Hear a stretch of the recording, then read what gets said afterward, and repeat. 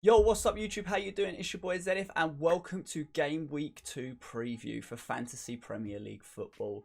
We're going to be looking at the players you should probably keep an eye out for this week, and I'm also going to talk you through my team and why I've picked them. The first thing we should probably do is look at the fixtures for this week, so they're going to come up on screen now next to me.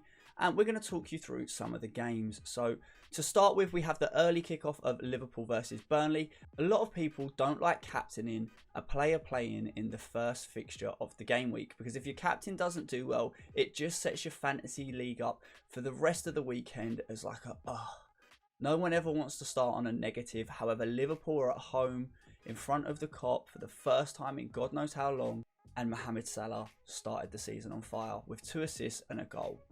He's got 17 points under his belt already, and he's going to have his eye on some more. Burnley lost 2-1 in the opening fixture at home to Brighton as well, who aren't exactly renowned for scoring goals at free will. So imagine what this Liverpool side could potentially do to Burnley in the early kickoff on Saturday. Mohamed Salah is definitely going to be one to keep your eye out for, and Burnley aren't exactly known for their attacking prowess either. So this means that defenders Tsimikas, Trent Alexander-Arnold and Virgil van Dijk should all be on people's radars to potentially pick up points.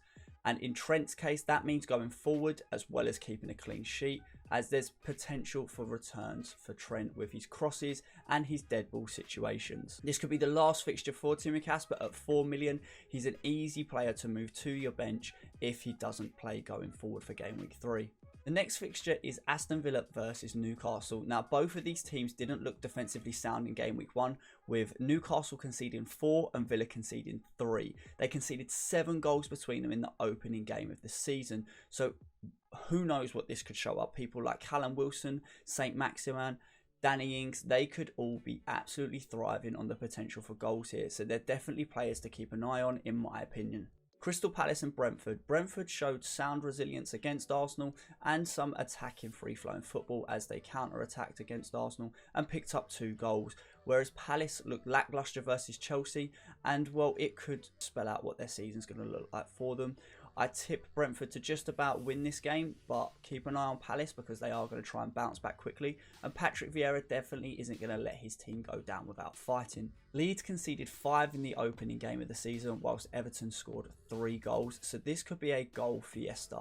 Both teams like to play attacking football, and who knows what the outcome of this match will be. I'm looking forward to it. Premier League, New Boys Norwich face reigning champions Manchester City, who were embarrassed on the opening day of the season. Kevin De Bruyne came on for like the last 10-15 minutes of the game against Tottenham, so I would expect him to feature here, and who knows who is going to lose their place in the starting 11 with his return. Gundo did pick up that knock, so it could be that De Bruyne just comes in and fills in for Gundogan easily, but if Gundogan does return to full fitness, it could potentially be Jack Grealish we see move to the bench, or could we see Raheem Sterling start up top and Ferran Torres move to the bench? Or is Ferran Torres going to play out wide and Riyad Mahrez moves to the bench as Sterling goes up top, with Jack Grealish moving over to the left wing? Who knows, but I do expect Man City to bounce back with a bang, and it probably isn't the best time for Norwich to face them. I wouldn't be surprised if this result ends 5-0. Brighton versus Watford is our evening kickoff on Saturday, and Brighton had to come from 1-0 behind, whereas Watford had to hold on to a 3-0 victory that finished 3-2 to win their game. So it'll be interesting to see how this game pans out. Not the most exciting fixtures on paper, but let's see if it brings up some points. Southampton new boy Adam Armstrong did pick up a goal in his opening fixture for the Saints. However, United scored 5 against Leeds, and they also have now officially announced Rafael Varane, and with that extra defensive buffer, who knows if Armstrong or any Southampton players are going to be in a sniff at goal. I expect United to win this game by a landslide, and Pogba with his recent performance is definitely one to keep an eye out for. Greenwood too, while Sancho hasn't been handed a start yet, but that's probably because of his participation in the Euros in the summer and having a holiday break, and also Cavani's knock, but we could potentially see the return of Anthony Martial, however I doubt it. We've then got Wolves versus Spurs. Wolves started off the season with a 1-0 defeat to Leicester, and they are going to be looking to play in attacking football with a new manager in who they probably look to impress. Adama Traore did have 2 big chances in their game against Leicester and was unable to convert. Whether this is rustiness or a sign of future things to come, who knows. And Spurs are going to be bouncing on their victory against City. Will Harry Kane return to the side? Nobody knows at this point, but you can bet that Heung-min Son is going to be looking for more goals. Finally, Arsenal versus Chelsea. After a lacklustre display from Arsenal, even if they were missing captain Aubameyang, informed striker Lacazette, and star boy Saka, who knows how they're going to do against Tuchel's new ticking machine, that is Chelsea. With wingbacks Alonso and Azpilicueta providing width to the team, and their brand new star signing Romelu Lukaku up top, this game could spin away from Arsenal quickly, and we could probably expect to see Arsenal fans leaving the stadium early. The first Monday night football fixture of the week is going to be West Ham versus Leicester, and as a West Ham fan, I am hopeful that we're going to score. However, Jamie Vardy has a fantastic record against us, and if I'm a realist, without defensive frailties in the Newcastle game, Leicester are a much better attacking side in my opinion. I think we may concede 1 or 2 here, but I definitely think it'll be an exciting game. Anyways, let's get on to my team for this week and players to look out for. So I decided quite quickly that I wanted Pogba in my team after his performance. I think if he is going to keep playing in an attacking role, it is going to benefit them.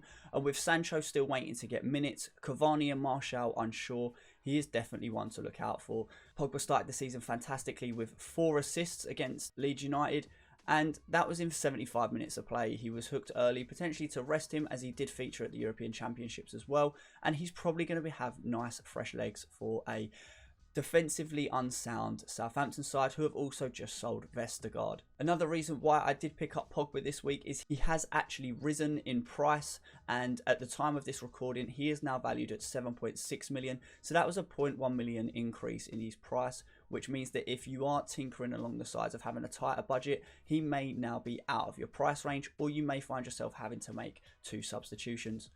So who did I sacrifice to bring in Pogba? For me, it had to be Jack Grealish. I wasn't overly impressed, and with De Bruyne returning to the game at the latter stages, I think this means he's potentially fit to start against Norwich. Now, there's always a big risk of taking out a player from a Manchester City side, especially when they play a newly promoted team, or any team of that matter, but I just think that this in the long term is potentially going to pay off more, and I'd like to see how Jack does at City before I stick with him.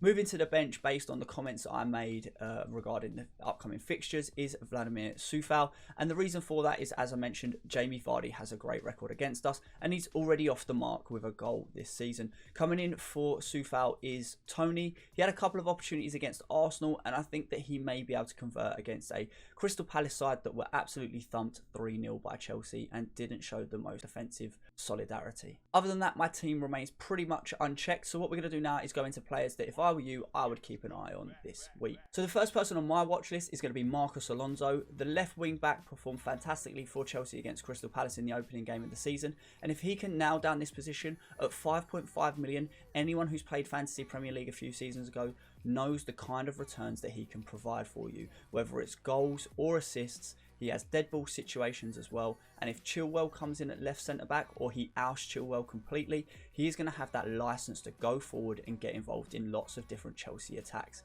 He has quality crosses on him, and this could benefit with someone like Lukaku being in the box going forward. 5.5 million, 14 points on the board already. The only thing I would potentially warn you about is his upcoming fixtures. Doesn't have the most fantastic fixtures, playing Arsenal away, Liverpool away, Villa at home will be a decent fixture for them, but then he has Spurs away followed by Man City at home.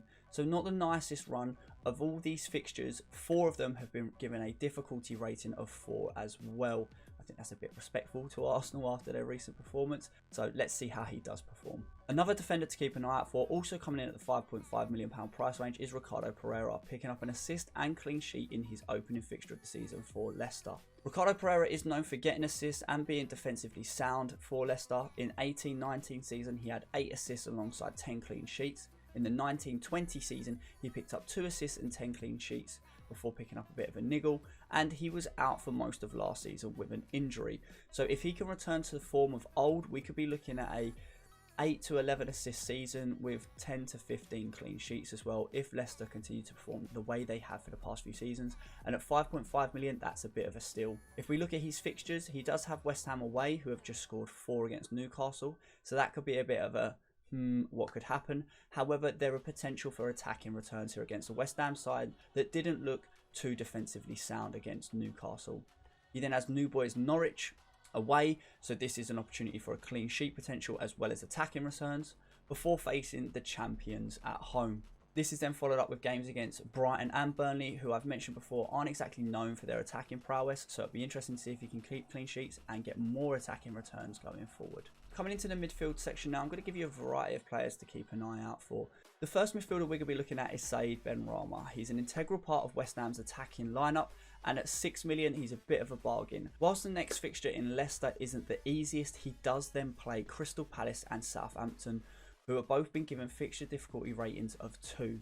This is before they go and play Manchester United at home and then Leeds away. So the fixtures aren't necessarily there, but with teams like United, Leeds, Leicester that do potentially leave themselves up to counter-attacks, Benrahma could benefit from this. And at 6 million, it isn't too much of a punt and isn't too wild of a risk to take. The next two players I'm going to say keep an eye out for are on the premium side of things, and one of them is Heung-min Son. Scoring against the current reigning champions in the opening game of the season, he's definitely going to be going into the next few games feeling on fire. With Harry Kane potentially not returning, it also means he could be playing what we call out of position. Son will be the striker for Tottenham Hotspur if Harry Kane doesn't return to the lineup anytime soon, and this can only mean one thing for the South Korean international: goals. He's playing Wolves, Watford and Crystal Palace in his next 3. None of them are defensively sound at the moment.